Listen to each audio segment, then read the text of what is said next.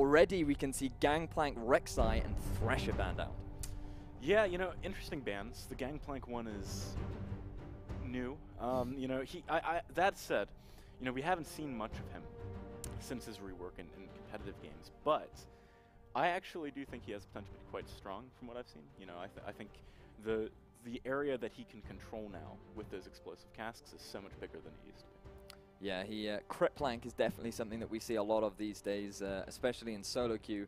Trinity 4 straight into Infinity Edge is a popular build that you will see on him. And just to remind people, we're actually on the most recent patch, so we're playing on 5.16, which is effectively the Juggernaut patch. So fortunately I have done my homework and I will be able to update you with all of these strong picks and changes that have occurred. So Skarner is one of the biggest changes. Apparently he's so strong they're actually talking about hotfixing him because of the ridiculous sort of buffs that he has thanks to the little like crystals that you have all over the map. The crystal now. spines, So, yeah. So definitely a worthy ban. It's not that surprising that we see it already. Meanwhile, another Fizz ban, and Fizz during last week was actually banned in every single game for week 1 of the ESL Premiership, so not really a surprising ban. And Flash is something that he really loves to play. He does love those carry top laners, so not really surprising to see that coming out towards Team Paria.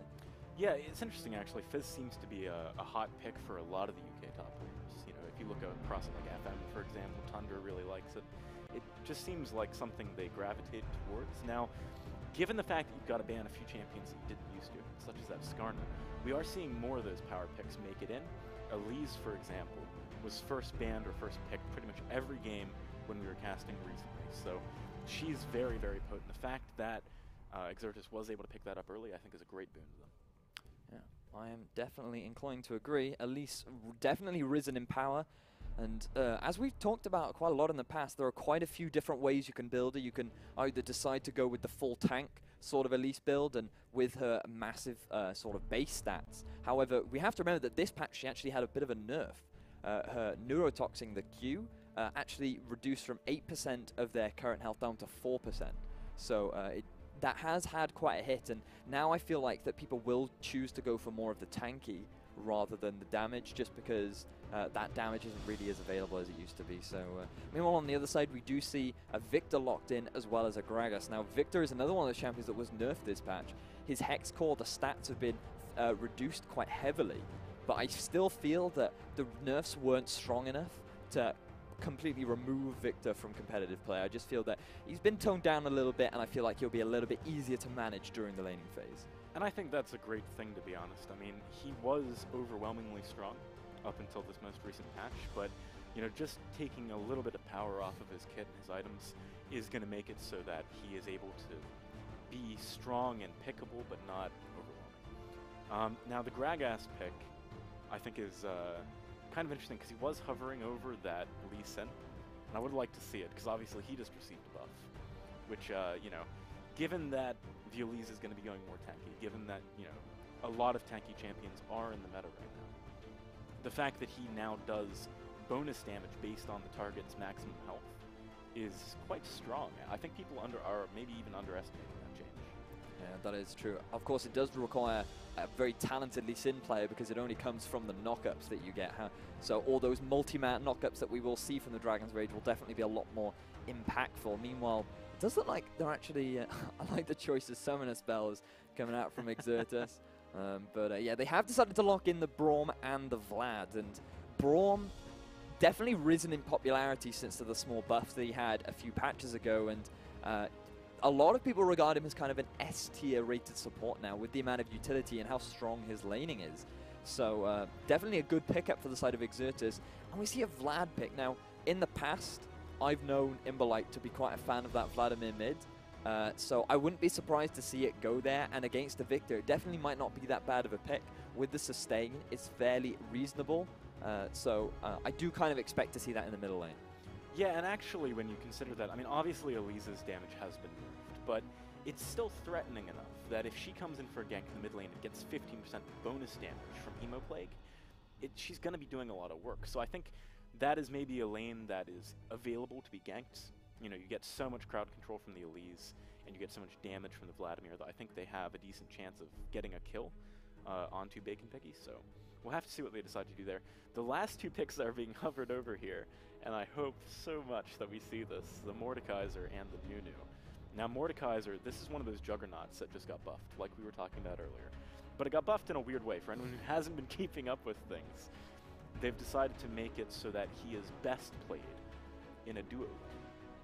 Yeah, so what they've actually done to his W is that it can now only be cast on another person. And not only that, he has a very interesting passive in that he actually always gains maximum experience. So no matter how many people are in the lane, he will consistently gain experience. So that's why he can work fairly well in the duo lane. But it does look like Exertus were trolling us a bit. Originally, because it's a best of 3, I thought that maybe they would do something a little bit wacky in game 1. There might be something that they decided to go for, but they have decided to play it safe. And they are going to go for that Kalista Braum bot lane. Definitely a strong bot lane. Definitely one that you can't ignore. But meanwhile, we do see Sivir picked as well as an Alistar on the other side now. Personally, I feel that Sivir kind of isn't as strong anymore with the nerf to her ultimate, in that before, when she popped on the hunt, if other members joined, they would also get that. But you no longer get that. You have to be in the presence of on the hunt when it's popped to get the buff. And since they've removed that, I feel that she's not as strong as she kind of was, because she doesn't offer as much utility, which is what made her so unique. And this patch, Lucian had a very small buff, so I'm a little bit surprised that we actually didn't see any Lucian come out. But it does look like they decided to keep with this this Sivir. Yeah, it's an interesting pick for sure. I mean, if you consider that it's comboed with, for example, the Hecarim and the Gragas, they're looking to have strong engage. They've also got some good disengage on their team if they need to use it. But at the same time, I agree with you. I think something else maybe would have been a stronger pick. We're going to have to see how it pans out, though, because certainly in the bottom lane, I think Sivir is going to be struggling against Kalista anyway. So, moving into the late stages, that's when the Sivir is meant to do well. Well, not even late stage, probably the middle stages. Kalista, I would argue, scales better. So it's going to have to be sort of a mid-game plan coming out of that Pariah's team, I don't know if they're going to be able to make it to the late game. I definitely agree. And one interesting thing, I actually like that Cutie Bacon Piggy has decided to go for Ignite, because as something that I often say with Munch is, it takes a real man to run Ignite on Victor in the middle lane. And I definitely like the pickup. And against the Vladimir, I feel it's... Yeah, exactly. Against the Vladimir, I feel that it's definitely a strong pickup. But the thing is, Victor has a strong laning phase, and that is what they've nerfed a little bit, thanks to the nerfs to the Hex Core. But with an Ignite, it provides him with more kill pressure. It provides him with that threat to Imbolite in the middle lane. So I'm happy to see that come out from Cutie Bacon Piggy. And Flash has actually got one of his signature champions. As I said, he does like to play carry top laners, and they've decided to, well, he's been allowed to play that Hecarim. So even though there might not be very much damage coming out from iPug on the Sivir, they don't really need it, because they do have two big threats in the form of Flash and Cutie Bacon Piggy. So definitely a well-rounded composition coming out from Team Pariah, I feel. I actually quite like that Flash has taken the Teleport Ignite as well. I mean, obviously that is a common pickup for a Hecarim in the top lane, but you do occasionally see other things. The fact is here that there's going to be quite a lot of sustain on the side of Exertus, and some of it might not even be obvious, right? You've obviously got Vladimir. He obviously sustains a lot. But, if you look at the items that Kallistas tend to build, they get a lot of lifesteal. They sometimes even get Blade of the Ruined King and Bloodthirster. They don't just go for one or the other. So Ignite is good there. You've got a passive healing coming out of Maokai. The fact that they've got 2 Ignites, not only does it shore up some of their damage issues that they have, but it also reduces the sustain on multiple members of the Exertus lineup. So I like the fact that he's done that. It's also going to give them more pressure in the mid-game. The number of things that having those 2 Ignites does for Pariah Gaming is actually kind of huge. They have a lot of reasons to do that. And there is the heal on top of Maokai's passive as well, and Elise, she also gets a fair amount of lifesteal thanks to the little spiderling, so definitely a valid point there. And another interesting thing that I want to bring up is we actually have double exhaust coming out from the support, so that's a little bit surprising, because generally you want to take exhaust against a high threat sort of top laner slash jungler. And it's kind of surprising to see it from the side of Team Pariah, because I feel like that there isn't that much of a massive threat. There isn't really anything that you need to focus that exhaust on. A third Ignite might have actually worked really well for them. But I can definitely understand the exhaust coming out from the side of Team Exertus, with Flash diving onto the backline, with that home guard teleport. He's definitely somebody worth exhausting, definitely someone that they need to keep an eye out for.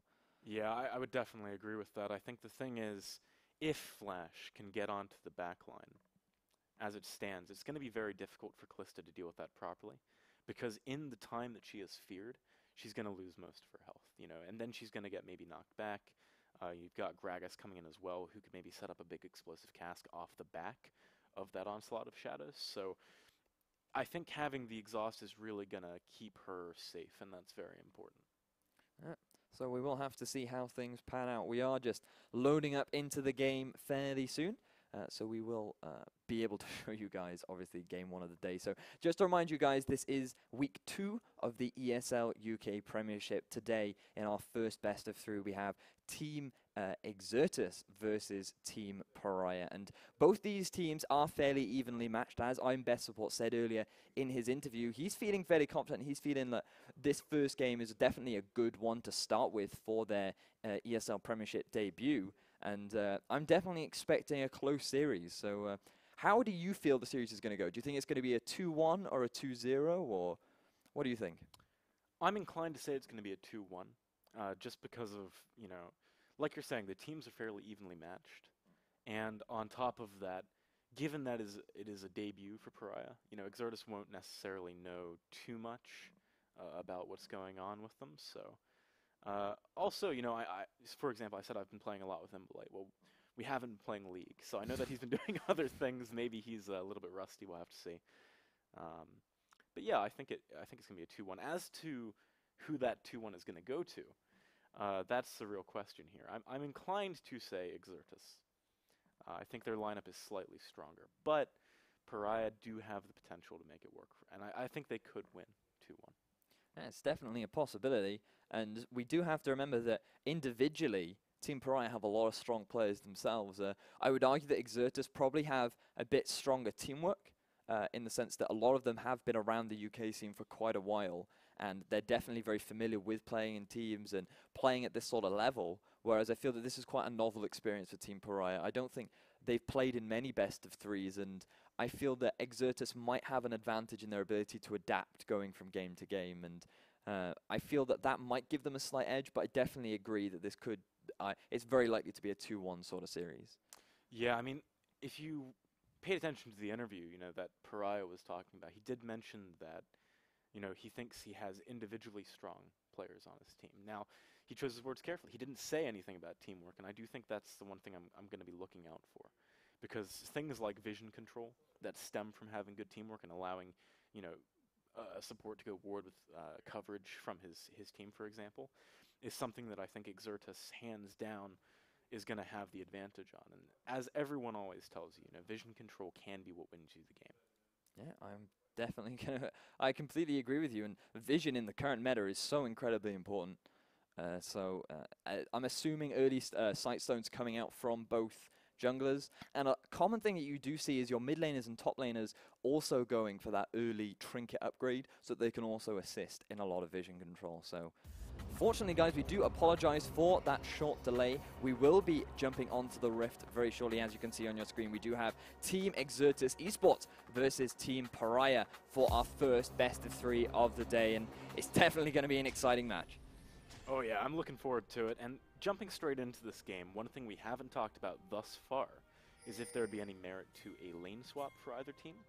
Now, I'm inclined to say if anyone was going to do it, it would be the Sivir team out of these two. Just because, as I mentioned earlier, I think Callista is probably going to have the edge in that lane. She can put a lot more pressure onto a Sivir than a Sivir can put on them. I completely agree with you. And do you really want to swap out a Hecarim? I mean, he kind of has the advantage. You want to get as much farm on him as possible. He's a very item-reliant champion.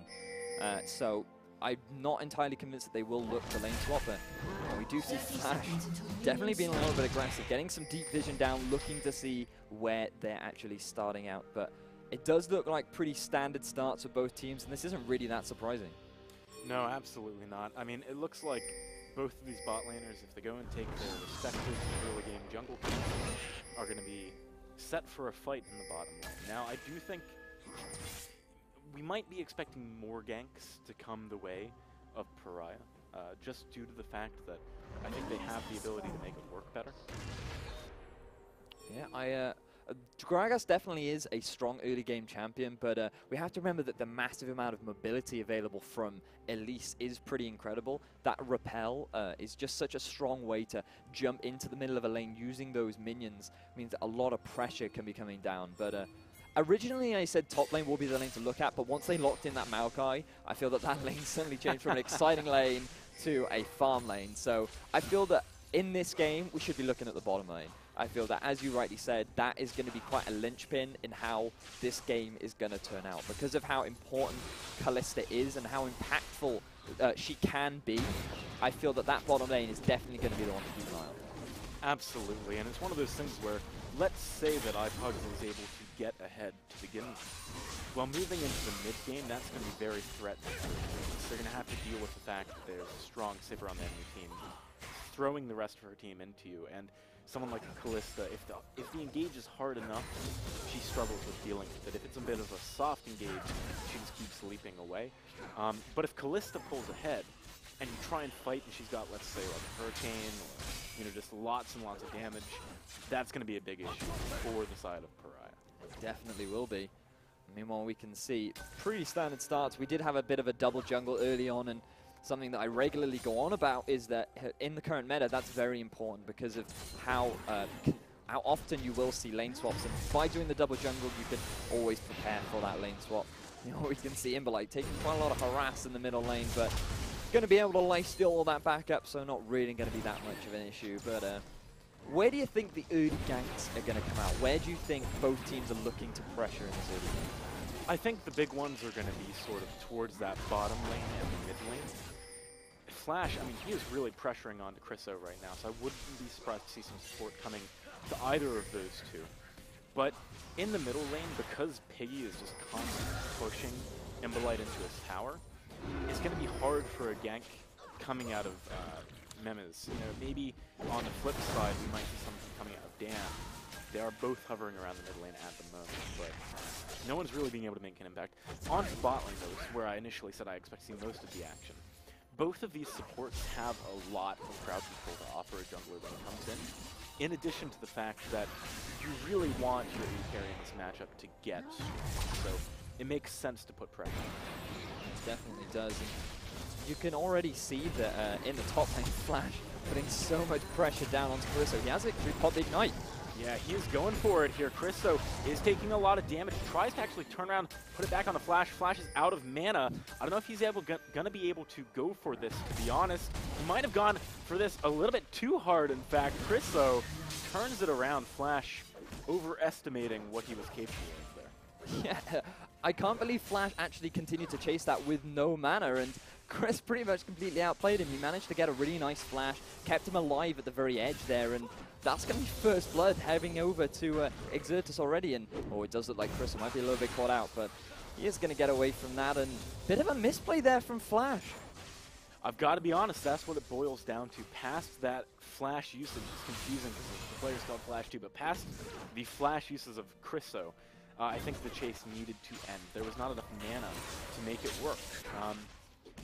If he had just backed off there, taken the fact that he built a small advantage for himself, he would have been in a good spot moving forward, but he overestimated what he was capable of. Now in the mid lane, something I want to talk about, Imberlite has been receiving tons of pressure from Piggy, but because of that sustain, he has managed to now force Piggy out of lane. So it's actually quite impressive that he's managed to come back into this, and it shows the strength of something like a Vladimir in that middle lane. Yeah, you can see that the sustain coming out from Flash really is pretty ridiculous, and that's basically due to the massive mana cost coming out from Victor in this early game. He has no real mana sustain coming out, and that's against a no-mana champion. You can see the effects of that with the ridiculous amount of sustain available from Vladimir, and eventually he is going to outpoke him, but nevertheless, Cutie Bacon Piggy still has very high CS scores just thanks to the ridiculous wave clear available to Victor. And this is why I feel like nerfs to his Hex score were important. But Cutie Bacon... Oh, Dan, he lands that cocoon. Imberlite's ghosting up here, trying to get close. Piggy is going to throw that Chaos Storm. Dan, oh man, his repel did not work as intended there. He goes down to the tower. I think he was intending to just immediately jump onto him, but for some reason, the Flash disjointed it. Yeah, a bit of a misplay there from Dan, but nevertheless, still a strong gank.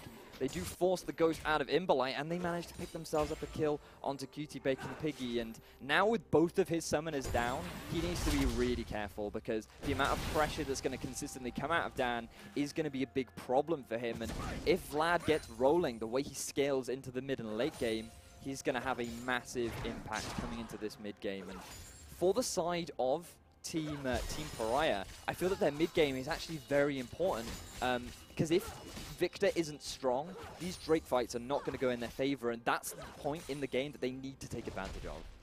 Oh, I absolutely agree. We've talked about the fact that Sivir doesn't bring the most damage of an AD carry to the table.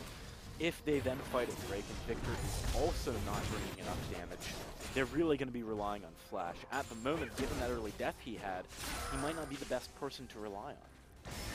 I completely agree with you, and with how already behind Flash is. I mean, he is still maintaining a CS lead, but falling behind to that early kill is just, it's not looking good in this early game for Team Paria. But obviously, it's not over yet. They're only at 300 gold down. It's not that big of a deficit. It's just looking good for this early game of Exertus. Absolutely, and I'd like to see Dan really maintain this pressure that he has started through that gank in the middle lane. If he was now to head up maybe top or bottom and try and get another lane rolling too, that could be a really big deal. You got to remember, he's already got an advantage on his team in that top lane, meaning that Chriso is going to be able to contribute more to a gank on the Flash than he normally would be able to. So I think there's potential if he wants to try and set something up. Yeah, and we can already see both junglers rushing that early Sightstone, so I did successfully call that, and they're going to be looking for that vision, and we've already talked about how important vision will be in this game. So both sides looking to extend their vision line up into the river, and you can see Team Paria doing a very good job of that. Mid warded very well, and 3 deep wards already for Team Paria on the side of Team Exertus. So this is really good vision control, and they can see where Dan is looking to set things up. And we can see they are hovering around the river a little bit. I wonder if they're going to set anything up. No, it does look like that they're both just fighting over vision control around this river. And that implies to me, you know, that sort of Paria has identified the fact that mid lane could be under a lot of threat from Dan. They know that they need to control that area very well, prioritize doing that. Now he's coming in here to try and steal away the buff. He's not going to succeed. But with the rotations coming out of that bot lane, I was almost expecting some action there. Looks like both teams are just going to back out. Yeah, it does seem that way. Let's see. In the middle lane now, a massive CS lead building up, but a bit of action trading in the top lane. I wonder whether or not Flash can actually even trade against Crystal at this point. Does not look like it. He is taking far more damage than he is dishing out. Obviously, there is going to be a period of time now where Flash can try and put some pressure down due to Vengeful Maelstrom being off from down. But at the same time, Chriso, he's picked up 2 Doran's rings, so his damage is respectable, and we've also got that Crystalline Bracer keeping him tanky. It means he is trying to maybe set something up in the bottom lane, but given how much iPugs and I'm Best Support have been pushing up until this point, I think it looks a little bit weird to Exertus that they are now backing off of that. Yeah, I definitely agree, and with how well Sivir does at shoving Flash. Oh! Yeah, that didn't go quite as planned for I'm Best Support. He needs to work on his Flash pulverizers a little bit if he wants to make that kind of a play. But that's really quite bad for Paria. Yeah, big summoner spell down for I'm Best Support. And with Dan hanging around in the back line, I wonder whether or not Exertus might be looking to go for something they do have. We can see the icon coming out from I'm Best Support, proving that he is definitely a veteran Alistair player. And but never mind, a bit of fun between both teams. Emberlight looking rather low, and that is thanks to the Dan. Ooh, nah, he misses the cocoon. Just showing some threatening presence down in the bottom lane. I'm pretty sure that was planned, actually. But you know, with that Flash being down now, it makes sense that he did try and spend some time. He's actually going to go on immunities here. He really isn't doing as much damage as he would like right now. He's just going to turn this around. Support coming in from Bacon Piggy. Yeah, you can see that with the nerfs to Elise, her training potential has been reduced a little bit, and that's fairly evident in that situation there. But meanwhile, in the top lane, Chris are going a little bit aggressive. Flash needs to be kind of careful here, actually, with that twisting advance. Oh, Imbolite too, he's ignited. I don't think that pool is going to save him, it does not. Imbolite does go down. This looks like a bit of a turnaround here coming in from Pariah's early game. They are now sitting at a gold lead. So that is the kill pressure that I was talking about. That is what makes Victor in lane so threatening, because of his consistent harass that he can throw out with the upgraded Hex Core and the Death Ray. He can put a lot of pressure down, and once they're low, you can just go for that flash all-in engage, which is exactly what just happened. Imbolite, as you said, seems like he's a little bit rusty because he wasn't expecting that at all, and now he's given away a free kill over to Cutie Bacon Piggy. And initially when we said we were a little worried about Cutie Bacon Piggy falling behind, coming into these Drake fights, he's going to be in a really good position now that he's gone for the Mark II very early on upgrade, and he's got a needlessly large rod. So scary stuff coming out from Cutie Bacon Piggy this early on. You know, it's interesting actually. Pariah, we talked about them having very high individual skill earlier, and I think they are doing a good job of showing that throughout the week. You know, in the mid lane, after Imbolite turned his initial sort of failure in lane where he was really struggling and getting pushed in, he turned it around and it looked like Bacon Piggy was going to start taking some pressure, but now, you know, Bacon Piggy's got 2 kills, he's up quite a significant amount on the CS lead. And in the bottom lane too, iPugs, he is doing a great job on CS, especially considering that this is a lane where Kalista can normally put a lot of pressure on this. Yeah, that is indeed the case. And the lane that I'm a little worried about for the side of Team Pariah is that Maokai, because he's now completed his Righteous Glory, and Flash is actually really struggling to deal with him. And I feel that with a really strong front line in the form of a Maokai, it's going to be difficult for the side of Team Pariah to get through that front line. I mean, we've talked about it over and over again that Pug doesn't actually have that much damage early on as a Civet. She's not a hyper carry. She doesn't really... Obviously, she is an AD carry, and she obviously will do damage with items, but she doesn't scale ridiculously well in terms of itemization. She just provides a lot of utility, and that's what makes her really strong. And I don't know whether or not Cutie Bacon Piggy's going to be strong enough to rip through the tankiness that is Chriso. So hopefully Flash can pick things up. Hopefully he can complete his Trinity Force fairly soon. And once Flash and Cutie Bacon Piggy have a bit more damage. Oh, Chriso, he goes in on the Flash to stop that recall, but now he looks like Flash wants to turn it around, does force out the Flash from Chriso. Ignite as well being used by Flash. Man, it's almost like a tongue twister for summoner spells. But in any case, you know, the fact that Flash keeps running out of mana, I'm sure is the reason why Chriso is being as aggressive. You know, he is aware of how much it's going to cost Flash. He wants to try and go for an engagement. Every single time is what saves him. Now, because of all that pressure up in the top lane, it looks like Pariah wants to try and go for a dragon. There is no response right now. He's not even trying with it. Yeah, and I feel like that was actually the good decision from Exertus. You can see that a cheeky home guard actually came out from Flash, and he was sitting in base waiting for Exertus to try and contest. And if they had, they would have received a face full of Flash. So I think that was the smart decision. They definitely were in a superior position to take that, and with very decent vision control. That was a very clean early Drake, so that is definitely a nice pickup for the side of Team Pariah. And look at the vision control coming out of Team Pariah. So they've extended their vision ward so deep already, and this is very impressive. So something I think is interesting that you just don't normally see, right? The bot lane has been so farm heavy that on the first back from each of them, they were able to get their BF sword items completed. Now on the side of Pugs, he's gone for the Infinity. He's got a Bloodthirster on the flip side. I don't know, maybe I should talk about this top lane fight actually. Flash is taking a lot of damage here. He might need to try and back out. He does manage to get to his tower safely, but it's very dicey at the moment for him in the top lane. I think he either needs some support or to try and make something happen in one of those side lanes. Chriso actually popping that Righteous Glory, looking to maybe go in, but Flash is going to back on out. Yeah. So a bit of action in the bottom, in the top lane, sorry, but nothing really going to come of it. while we talked a lot about the other side lanes, and we did mention a fair amount the middle lane, you can see that with that Will of the Ancients now completed for Imberlite, he's doing a lot better in terms of sustaining that lane. The poke that's coming out from QT Bacon Piggy is definitely much more manageable now with that item completed. And while he's still definitely in a CS deficit, I don't feel that he's going to die once again to QT Bacon Piggy.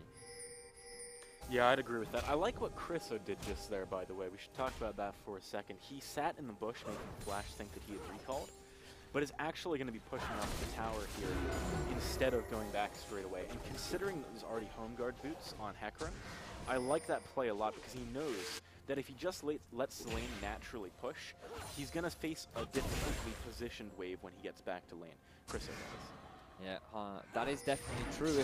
If he'd left the lane then and there without it pushing in his favor, he would have had a massive lane hit his tower by the time he got there. And recognizing that the home guard was available, that meant that he timed it very well. And now the lane should be pushing in his favor. And as you said, he should be getting to the tower just as the wave hits it. So well played by Chriso. Nice wave management. That is something I love to see because very few players really manage their waves smartly. They don't manage them as efficiently as they could. And so nice smart play there by Chriso.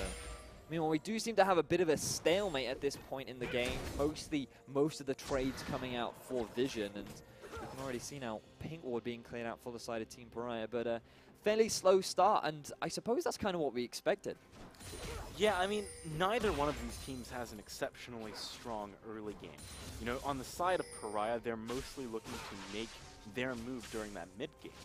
And on the side of Exertus, late game is really when they're going to shine with the Vladimir and the Callistus. So neither one of them wants to, like, give up an advantage in the early game and allow the other team to reach their power spikes earlier. If they can just wait and sort of fight on even footing in the mid game, then Exertus, although they maybe have a weaker comp in that period of time, do have the ability to make outplays. Exertus actually trying to make something happen in the bot lane here. Dan coming in, does get the stun on the support, who is getting crowd controlled a lot, but with that ultimate, that Unbreakable Will, he is really just soaking up the damage. Got a teleport now. Flash, he's coming in here, trying to go on to Subatomic. He's got that ultimate, misses though. Subatomic, he's got a flash. There's a turnaround. Lots of damage coming in from Dan. Double exhaust doing some work here.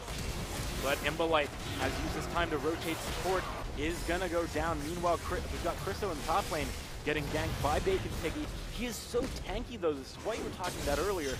Can Piggy realistically do enough damage here? I'm not sure. There's the Chaos Storm. That might be enough to finish it off. Piggy, he does get the kill, so ultimately ends up being a 1-for-1 across the two teams with a push going down in both of these side lanes respectively. So we didn't have very much action in the early on, but then all of a sudden things kick off. You can see Flash, if he'd got that Ignite off a little bit sooner, he might have been able to get lots of damage onto Subatomic, but nevertheless, what's most impressive here is the reaction coming out from Exertus. You can see they completely cut off their escape, and they managed to pick up the kill as Team Exertus, as Team Paria are trying to escape, but again, the response from the side of Team Paria is, okay, we can't do anything in the bot lane, let's try and set something up in the top lane. So they throw everything that they can onto Chriso. They have to burn a few summoners to get it, but they still manage to trade 1-for-1 overall. So not a bad trade for either team, and we can actually see that towers were actually picked up for both sides as well. So top tower going down for Team Exertus, but the mid lane tower going down for the side of Team Paria, as well as the bot lane tower. So now they're equalizing on towers, and still though an 800 gold lead in favor of the side of Team Paria, and I feel like that's very largely due to the CS advantages that they've gained, but I wonder whether or not they're actually going to be able to get this bottom tower. They really want to, I think, because the thing is about the trade we just saw, it was definitely better for Exertus. The bot tower this early in the game is what gives you a lot of your control around Dragon. The wave doesn't automatically push back until your second tier tower once you lose the first one. That gives a lot of space for Exertus to slow push, build up a wave in the bot lane, and then rotate for a dragon, make the side of Paria have to deal with the wave. That said, Paria, they've found an opportunity here to go for it. And actually, this isn't a great spot for Exertus to be in. You know, they've got two people up in that top lane, Dragon to spawn. They're not going to be able to fight for it. Flash, though, in the top lane is going to get ganked onto here. We've got backup coming in from Piggy. That's a lot of damage. Chaos Storm wipes Subatomic out, and a double kill coming over from Piggy. They're going to get the Dragon as well, unless Dan can steal this. I don't know. He doesn't get it. Now he's in a tough spot. Maybe going to have to try and flash out of here. Chriso has come down. We've got Imberlight as well. Can they find some kills on the back of this? Pugex, he goes down. Memes, he is going to fall as well. And actually a fairly even trade towards the end of that. But man, lots of action all of a sudden happening past this 20-minute mark. Yeah, like again, another 2-for-2 trade overall on top and bottom. We can see here in a replay for the Dragon. Dan does try to steal it, but nice nice calculations there coming out from Nemes to pick himself up the Drake. But because of how tanky Christo is and how much of a threat he poses to Pug, there's just, you can just sit on top of Pug and Pug can't do anything about it. With his flash down, there's absolutely nothing. And you can see with the amount of damage that Imberlight is doing, with the bonus damage that you actually get as a result of Hemoplague, it's just so difficult to deal with that combination of Vlad and Maokai. So well played there from Exertus to pick up what they can from a bit of a bad situation. But that top lane damage coming out from QT Bacon with his death cap completed as well as the Mark III upgrade, he is one scary victor. He absolutely is, and the important thing is that he needs to be. So he is filling his role perfectly right now. Pugex, I like the fact that he's going straight for what looks like a Phantom Dancer instead of picking up, for example, a Static Shiv. That is going to mean that he's a bit more useful in the late game, which is when sort of the weaknesses of the composition of Paria start to show through. And a lot of the space that's being created from people like Piggy is allowing him to go for that later game build. So Paria, they're doing a good job here. It's like we expected, going to be an even game here. It really is an even game, and I'm glad now that Flash has successfully completed his Trinity Force, but it does look like a little bit of a trade in the top lane, but nothing really going to come of it. But Chriso is just so scary right now. He's completed his Righteous Glory, he's completed his, he's working towards the Frozen Heart. Very conventional build that you do see out of Maokai's these days, and it is definitely a scary build. And I like that Dan has decided to go for this tanky build. We did mention very early on, but he's now completed his Locket of the Iron Solari. He does have the Sightstone and his Cinder Hulk, and the front line for Exertus is scary. And Subatomic getting very strong, very slowly on this Kalista. He now has 2 items completed, as well as the Vladimir. Vladimir is, you know, he had a rough early game, but he's definitely, his damage is not one to be mocked at this point in the game. Look at the way that Exertus are itemizing, right? Because I think it's really smart. You sometimes see a Blade of the Ruin King coming. Oh, Chriso, his teleport isn't actually going to be able to go off his back. Sorry. Memes is coming up here with Flash. There's a Righteous Glory, but it doesn't do too much for you other than the slow when you're running away. It doesn't last very long. Now Memes is coming in with Body Slam, doesn't quite land it. Chriso, he manages to get through his team, though. Flash is trying to dive on the back line. He is going to pick up Chriso, or is he? Yes, he does.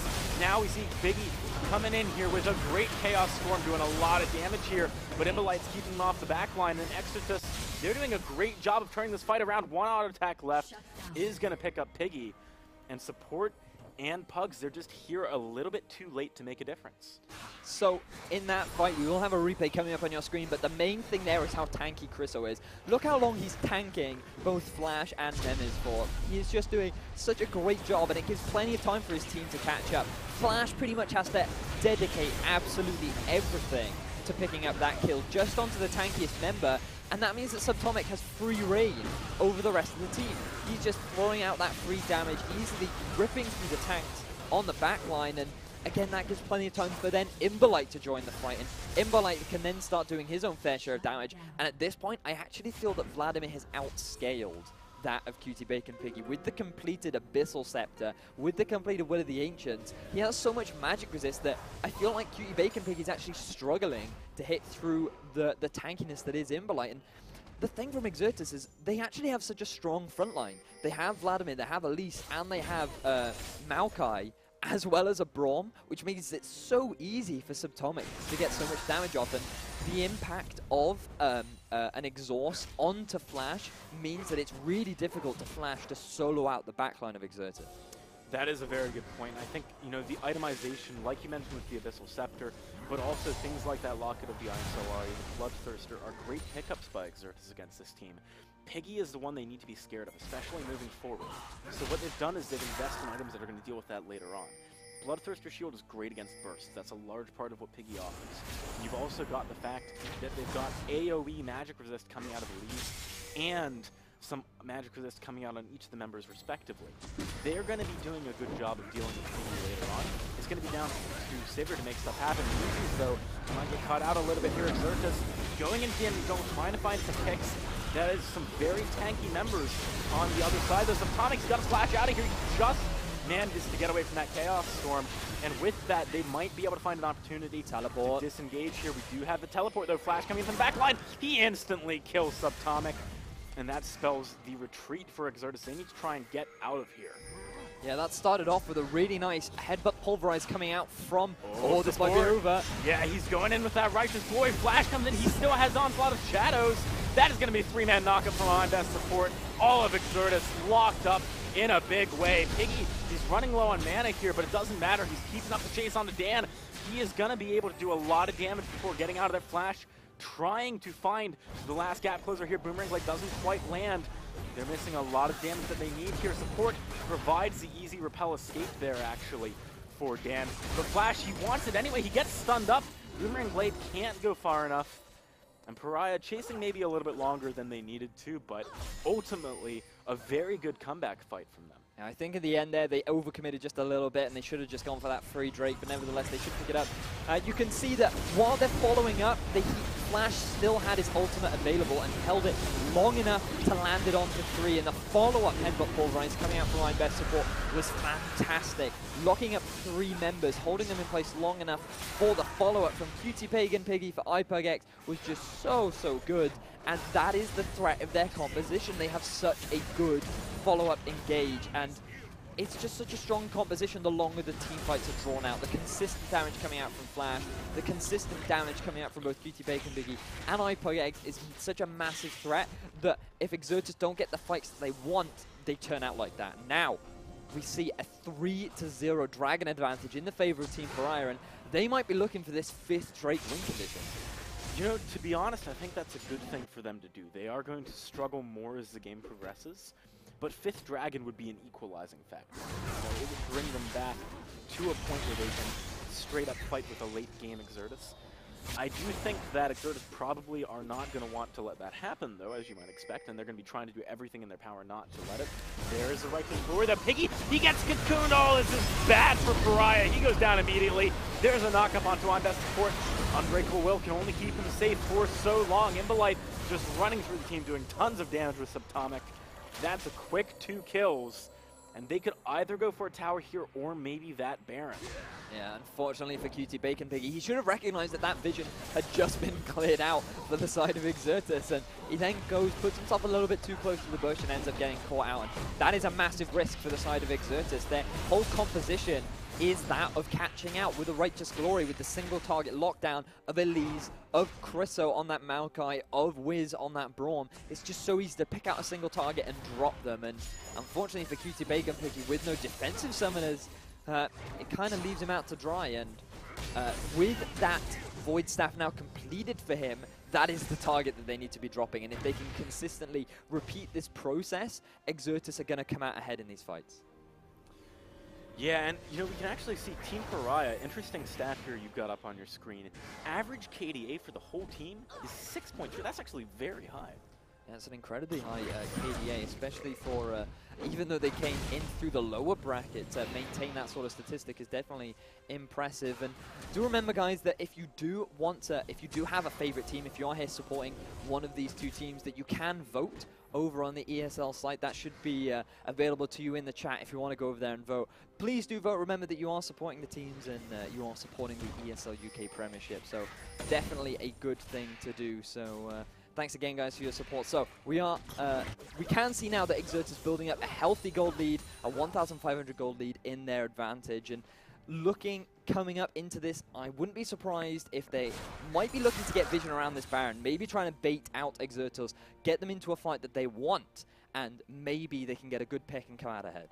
I think the big thing to note here, though, is that even though Exertus are doing nicely on the gold front, being 3 dragons behind is nothing to sneeze at, especially considering that they don't even have the first one, which, as a lot of teams will tell you later on into the game, having at least that first dragon is very important. The percentage scaling you get is a big deal.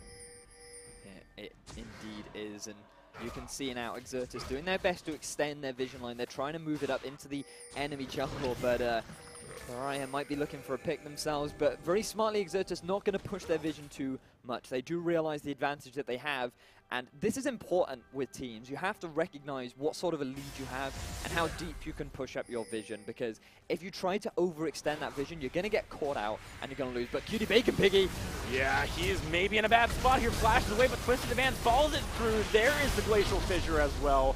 Chriso picks up that kill onto Piggy.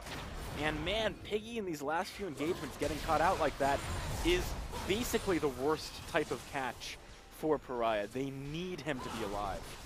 And they do. He's pretty much their wave clear, but I'm best ball goes in. That was a big knock-up. There's not much follow-up here, though, by Paria. Flash needs to find a good onslaught. He gets it onto Dan, but is that enough? All of the AoE coming in here from Ballista. Rend in a second could do a ton of damage. She picks up one kill. She is just auto-attacking with no one on her. And Exertus steamroll through the side of Paria. That is going to be an inhibitor. Exertus suddenly pulling ahead in a big way. That is definitely the case. Or looked like a very good engage from Iron Best support. Turned out actually negatively in their favor. And unfortunately, as you rightly said, there was no follow-up. Without Cutie Bacon Piggy, without their massive damage, sort of, they really shouldn't have gone for this fight. The only real damage coming out is from Flash, and they just lock him up. You can see how hard he's crowd controlled in the middle of all that, and he just drops due to the massive amount of damage coming onto Subtomic. And look how safe Subtomic is here. They cannot get through that front line. He's just sitting at the back line, throwing those red stacks out onto everyone, and the amount of damage that he does is just ridiculous. And they just shouldn't have gone for this fight with Cutie Bacon Piggy dead. They shouldn't have looked for an engage without their massive damage dealer unavailable. And just a very poor decision making from Team Paria. And at this point in the game, with the middle inhibitor down, it's definitely not out for them. They still have a lot of damage available, and they definitely have the team composition to pull themselves back into this game, but they need to be picking the right fights. Otherwise, they're going to keep giving away this lead that they had, and things are going to go out of control. I mean, imagine if Piggy had been alive there for a second. Everyone was stacked up on the side of Exertus. A Chaos Storm would have just wiped the floor with them, but every single time Piggy's getting caught out here now, Exertus, they finally feel like they're in a position to straight up go for a dragon. I say that, they back off here potentially, but they haven't even tried this up until this point. The only thing they've gone for is steal so far. Looks like Paria aren't even going to contest this. I'm not sure I actually agree with that, given that 5 dragons is probably their best hope at coming back into this game. Yeah, I guess they recognize that because of how many team fights that they've been losing recently, they don't want to try and force a fight that isn't really in their favor. And with how much pressure is being applied to the middle lane, I guess they were a little bit skeptical. They decided that they would just give away the first Drake. It wasn't worth taking a massive risk over. But now that Exertus are being able to gain this vision control around the Baron, Team Paria really need to be careful. Yeah, and a Baroned up Exertus would be a big deal here too, because their siege potential isn't especially good, especially into a comp like the one that Paria is running that can wave clear relatively well and can also engage on you when you try and go for a tower. Picking up Baron buff minions would mean a lot for Exertus. It would really help them close out the game. So Paria, they've got to do something here. They can't just sit back and let Exertus take every single objective that they want to on the map. And I really like what Chriso's doing here. He's standing at the forefront. He's doing his best to keep them away. And with a Kalista and Elise, I don't think they're going to be able to contest. Oh, there's the on the hunt. They're going to try for it. Baron is falling pretty low. There is a good knock-up from my best support, but with Rend, you just cannot steal away Barons. Bacon Pig does pick up Dan, but in the process, he goes down. Subtomic is just wiping the floor with every single member, picks up the triple kill. Looks like he wants to go for Flash here. Is he going to be able to pick up a Quadra? He gets locked up by Chriso. There's the Quadra kill. That is most likely going to be game coming across for Exertus in the first match of this best of 3. Yep, so that is game 1 going over to Exertus, and I feel like Team Paria at this point, they just they couldn't win that fight. They needed to give away that Baron fight. You can see on the screen now, Chris are doing such a good job of locking up Cutie Bacon Piggy and preventing him from really joining in on this fight. And Chriso's impact is just so big. Look, he manages to take out both of the main damage threats by himself. and that is such a massive thing. They should have just given away the Baron, done their best to stall out whatever they could, but unfortunately, that just wasn't the case, and picking up a quadra kill for Subtomic, really nice game for him. So well played for Exertus. They good game one coming out from them, and it did look a little bit shaky at the start. They were having a bit of a rough time in that early game, trades going across all over the map, and with how big QT Pagan